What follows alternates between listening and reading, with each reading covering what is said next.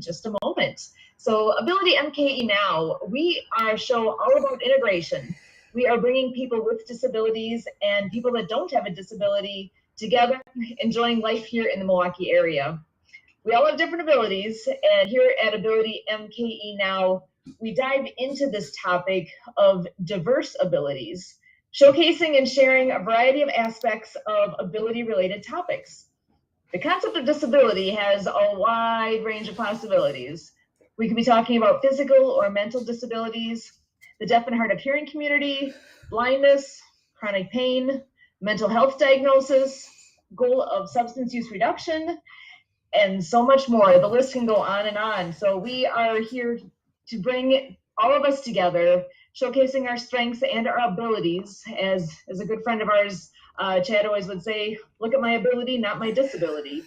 So with that, we are very pleased to have some friends joining us again this evening.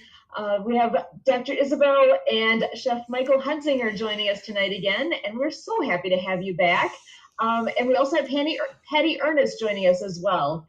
So I think I'm going to go ahead and pass the baton over to Isabel and Michael, and you guys can give us just a quick recap of who you are and what you bring with you with us here. I'm excited. I know what you have to offer, and I can hardly wait to hear more. So I'm going to go ahead and pass the baton to you. Thank you, Sue, and Kurt, Emily, Patty, nice to meet you. We've never met before. Thanks for having us back. We're honored to be here. You want to let them know what we're up to, my dear? Got the baton. Okay, here we go. Yes, we have a little fun here. Oh, yeah. We got to have some fun on the list. Yeah. I love it. Hi, everyone. I'm Dr. Isabel, and this is my lovely husband, Chef Michael, and we work together to help people understand more about brain health.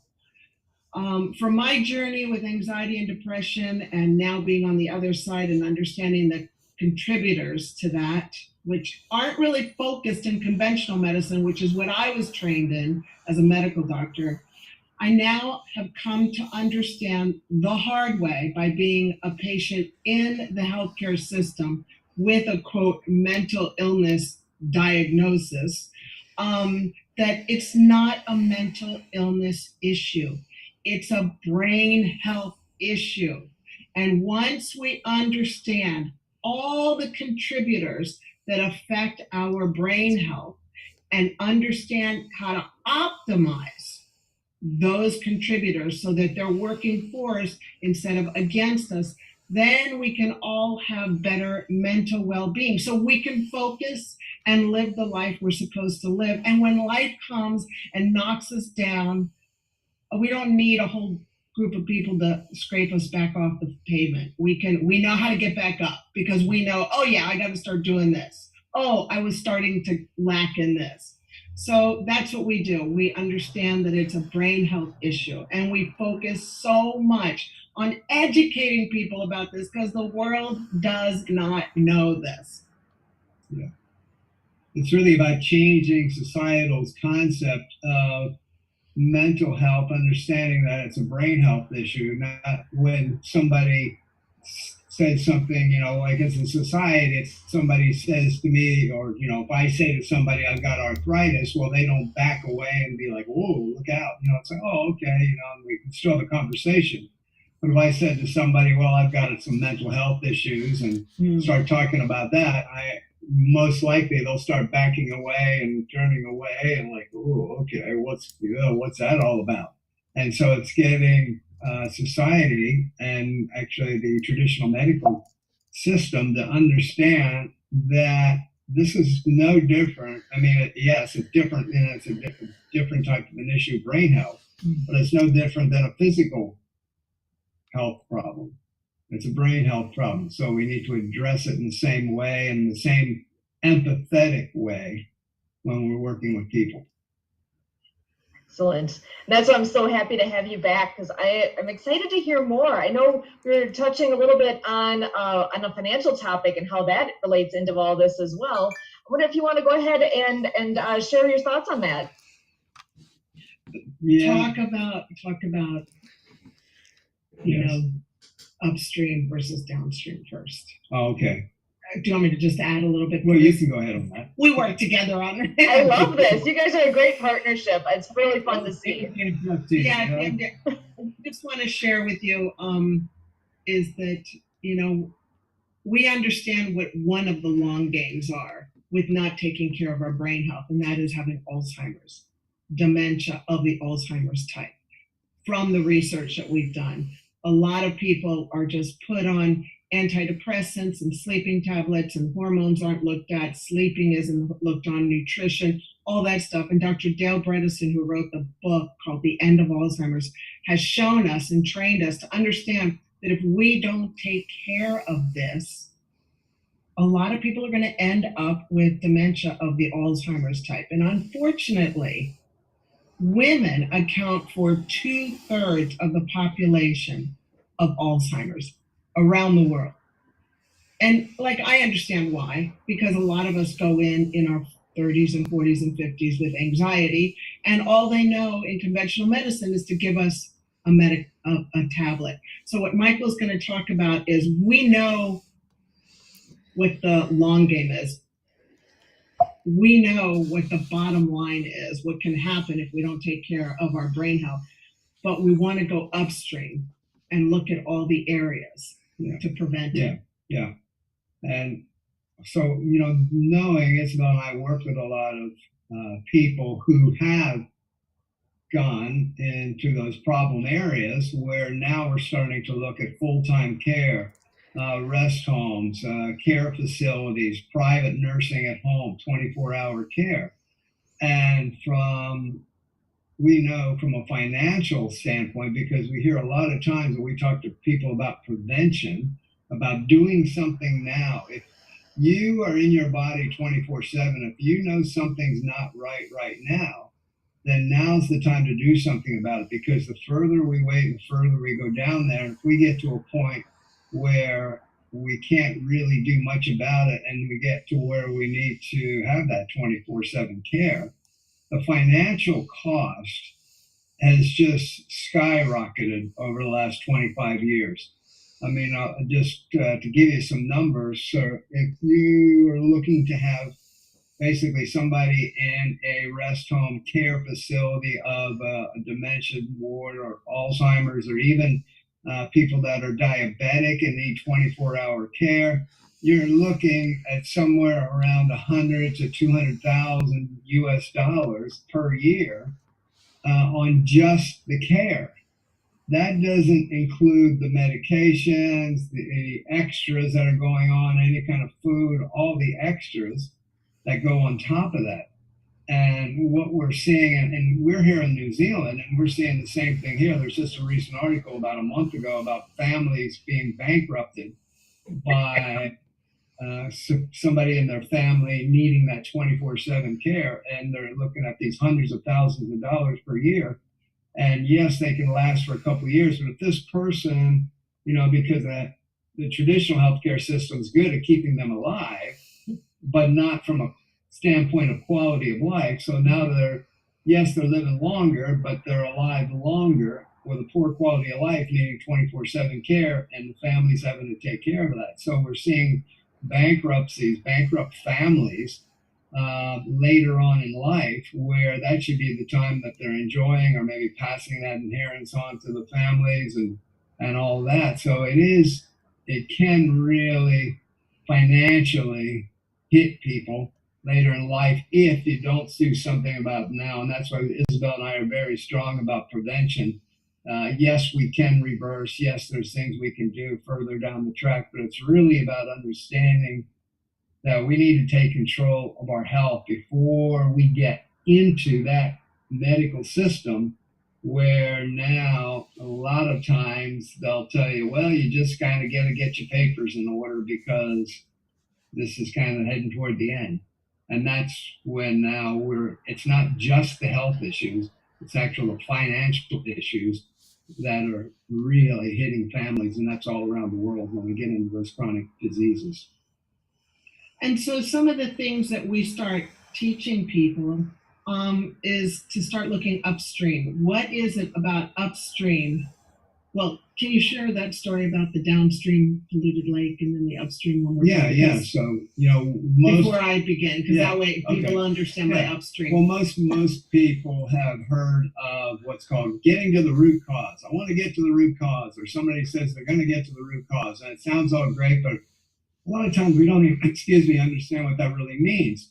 And what I do with people is I paint a picture of a lake, and just imagine your brain as a lake, and it's the brain lake. And the lake is toxic. There's toxicity going on in there, and you can't actually swim. Polluted. It's polluted. Yeah. Yeah, let's just say it's polluted. It's slimy and polluted. Yeah, and you can't swim in it. It's not functioning well. Well, we can't. Yes, we can throw some chemicals into that polluted lake and try and clean it up a little bit, but now we prescription drugs. Yeah, I'm trying to make the connection. Yeah, like prescription drugs, as we know does happen. But now you got a lake that's just full of chemicals. We still haven't cleaned it up. When you get to the root cause, when you go what's called upstream, you have to understand that there's tributaries, there's little other things, there's rivers, streams, springs that flow into that lake, that brain lake. There's contributors to our brain that we have to look at, and there are multiple contributors, like let's say nutrition, or sleep, or exercise, or hormones, etc. Many of those types of things. We have to look at them all and say, okay, which are these all clean? Are those contributors clean that are flowing into the lake? Are they dirty? Are they toxic? And when we identify them, then we can clean up those contributors that are flowing into your polluted brain lake and clean those up. But without cleaning up the contributors, we won't get the brain lake clean. It will stay polluted. And that's what we really need to be looking at when we go what's called upstream or root cause. Yeah, root cause. Yeah. So we don't end up downstream with the badness. Yeah. Which takes a lot longer and harder to turn around. Yeah. So hopefully that helps to understand that concept of upstream and root cause and all that. So I have a few things to add to this discussion. Yes, Patty, you go. Thank you. So what you're saying about, where people end up later in life, yes, that's absolutely true. With my husband, there was so much taken away from him with the house that I almost ended up without having the house at all. So so that's one thing. And the other thing you mentioned about the only thing that the conventional medicine knows is about pills and surgery. Yes, I'm here to tell you, absolutely, it gets shoved down your throat. And Kurt, if you will, please, share the story, because that's exactly what happened. Was they shoved those pills down my throat. Mm-hmm. So actually, Kurt, do you want to come in? She's just inviting you in to share. If you can just give a brief version of what Patty's all been dealing with. I think that would be helpful at this point. Yes. So the simplicity of it is a couple individuals leaned on, legal authorities or law enforcement to, exercise some things in like restraining order and, kind of reporting a disruption and so forth, and got a critical response team a couple times around over to Patty and just started creating this documentation that really distorted the truth and really made a mountain out of a molehill, and, getting this right up in front of like a judge and so forth, enacted this mandatory, care and whatever, which basically the essence of it is taking the medication. And, so Patty's just in this cycle of living a life that, is not her own, and, based on distorted paperwork, just kind of having officials and people in authority making decisions for her, Sue and I served in pre-hospital care for over 10 years. And so we learned about implied consent, where you can just do what you practice and just take care of somebody without needing to interact with them. And that basically is what was thrust upon Patty. Is she wasn't even given the courtesy to make her own decisions.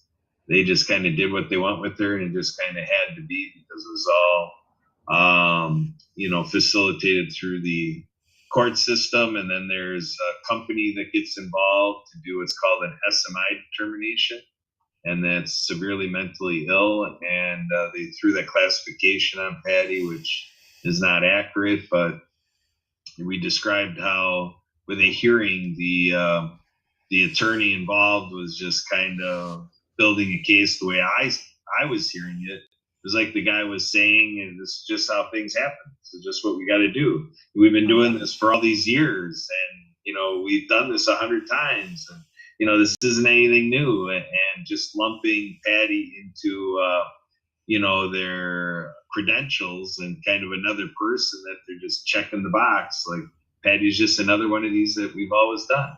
And then we exposed in the hearing that that they don't even know her. They never even had a conversation with her. And they're deciding all of these things. They're deciding that something's going to be pumping through her veins just because of how this process works. And it's a story of how they rely on it to be a process and a system that works that really doesn't.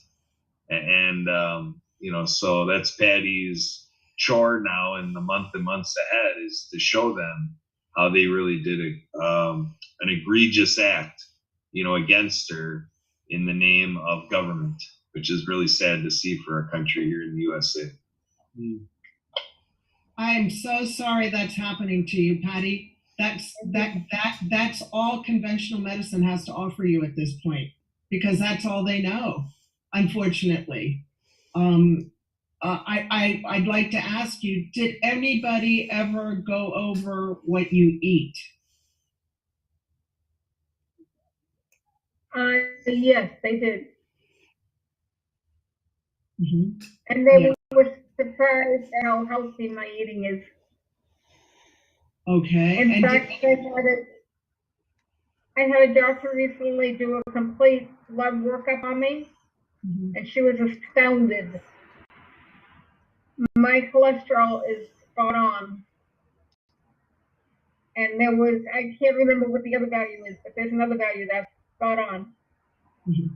So, yes, there's come as a surprise to them at how healthy my eating generally is. Mm-hmm. And did anybody ever check your hormone levels? Yes, that was part of it. Mm-hmm.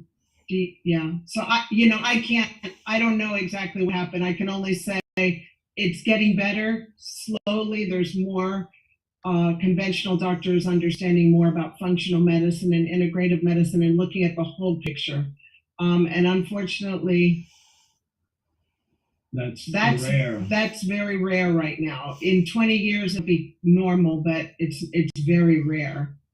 One of the best books that has opened up my eyes and Michael's eyes is the book by one of our mentors, Dr. Daniel Amen. That's Amen, A-M-E-N, who wrote the book, The End of Mental Illness. It says it all right there. And he's a psychiatrist. So he's a psychiatrist practicing this type of medicine. And he uses conventional drugs on occasion because there's certain places for it, but not as a whole.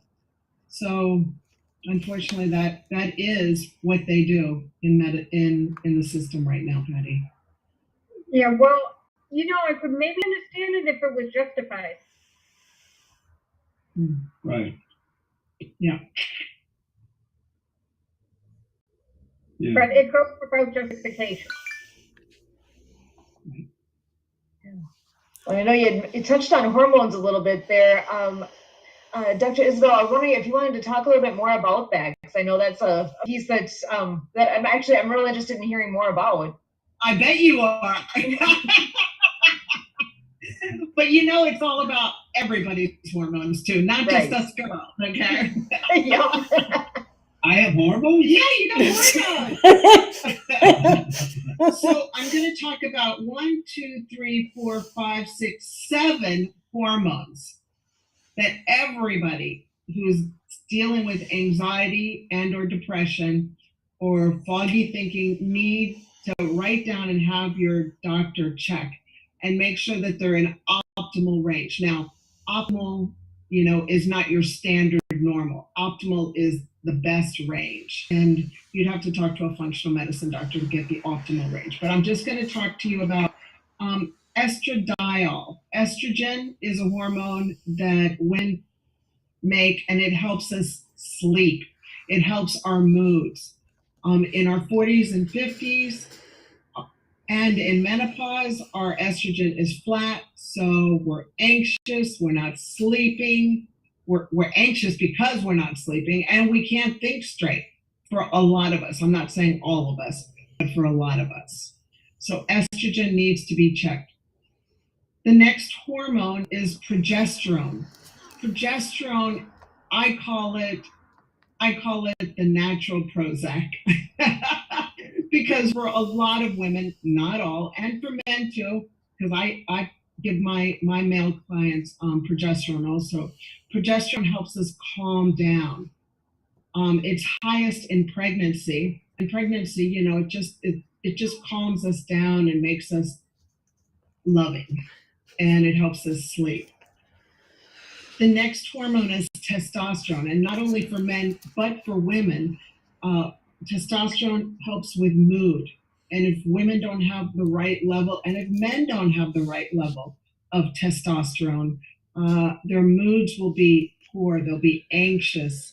And it also helps with mental clarity, because we've got testosterone receptors in our brain. The next one is a misnomer. Everybody knows it as a vitamin, but it is a vitamin. We call it a vitamin. It's called vitamin D. D for dynamite. And vitamin D is really a hormone because it's made out of cholesterol. And it helps.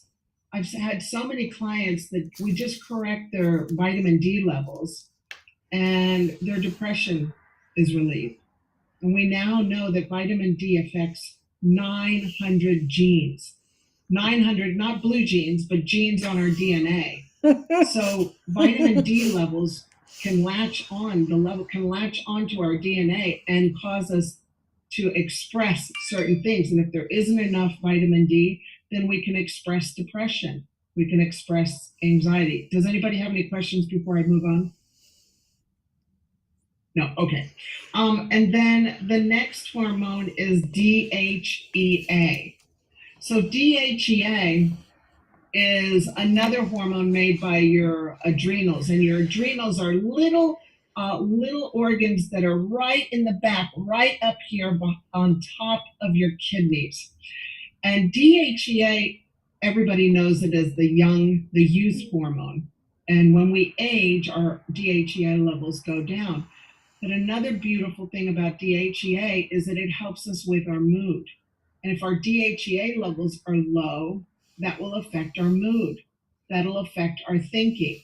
So a lot of conventional medical doctors don't check estrogen, progesterone, testosterone, vitamin D, and DHEA, okay? So that's like not in their spam. That's not even in their screen, in their radar. The next one, another thing I wanted to say about DHEA, it's so cool. DHEA gets broken down into testosterone. So you want to make sure that you've got good levels of DHEA. And then the testosterone gets broken down into estrogen. So if you just look upstream at the DHEA, you want to make sure you got good levels of DHEA, because that will ensure that you've got better levels of testosterone and better levels of estrogen. Do you know what I mean? Oh, where did we go? Oh, no. Fine, yeah. Sorry, we just got a silly phone call. Are we there? Where are we? You're good. Here we are. The phone call came in. Sorry about that. I don't know how to stop that. But anyway, so DHEA is really important. Then the next hormone, which is even more upstream, that's the mother of hormones called pregnenolone. Pregnenolone. And she, I call her a she because I call her the mama hormone. And she gives birth to cortisol and progesterone and everything, all of the hormones. So you want to make sure you upstream, the pregnenolone is good. It's a good level. And then we have the thyroid. Ah, yes, thyroid. So the thyroid is right here, right in your neck, in the middle part of your neck. Oh, yeah, we're radio too. The beautiful thing about your thyroid is that it affects 400 functions. 400 functions, that's a lot of functions. Could you imagine if one spark plug wasn't working in the car? What happens? Not good. Yeah, you know that because I always say it's a spark plug when the car is not working. So you want to make sure that the thyroid's working. And there's 7 markers for the thyroid. I don't mean to get technical, but I'm trying to just give everybody tools so that they can write this down and go to the doctor if you're feeling anxious or depressed and get them checked. And if you're not getting them checked, find a doctor that will and that will walk alongside you on your health journey. So the 7 thyroid markers is the first one is TSH. Then the next one is free, like a bird, free T3 and free T4. And then there's the reverse T3.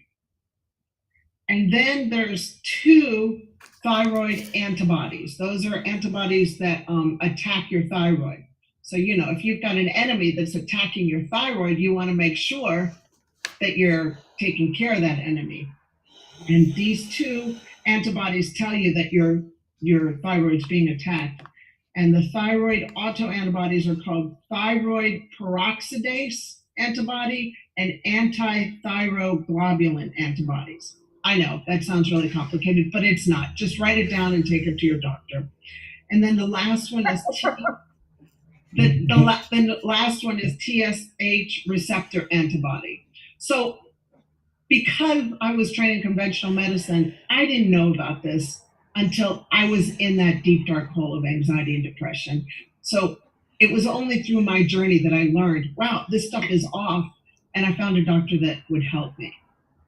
So hormones are huge, huge.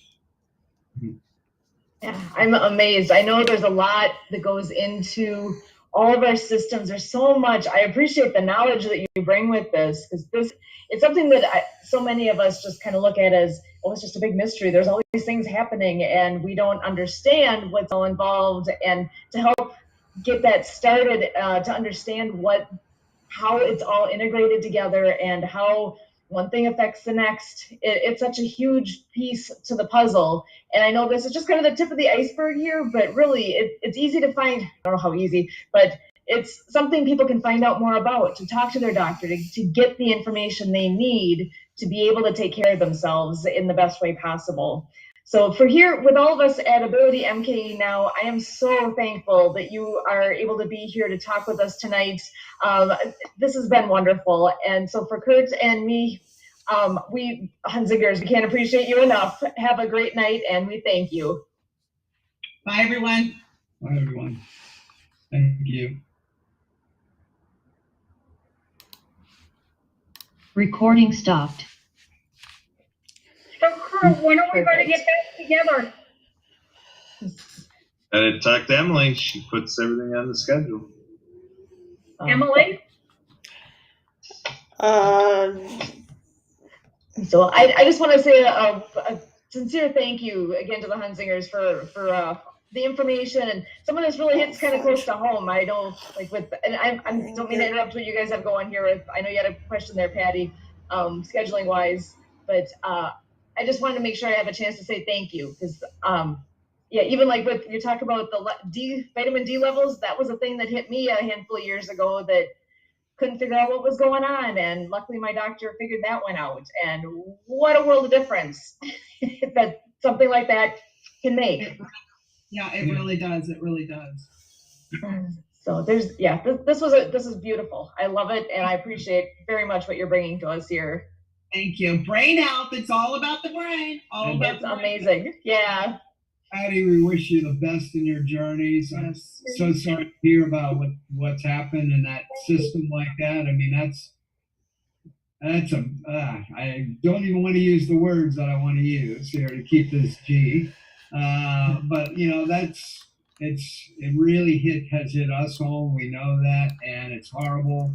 That's why we work at trying to change us doing what we do, because we don't want to see anybody fall into that system. I mean, it happened to my wife about 8 years ago, even as an MD, going into the mental health side of the system, and you know, realizing like, oh my gosh, is this what my people are experiencing? Is this what it is? Yeah, it was it's scary, and so that really changed our path and trajectory too. And so, I guess I could just say, keep up the good fight, and we wish you the best. And yeah, stay in touch. Let these guys know how you go, because I know it's a battle that you know, it sounds like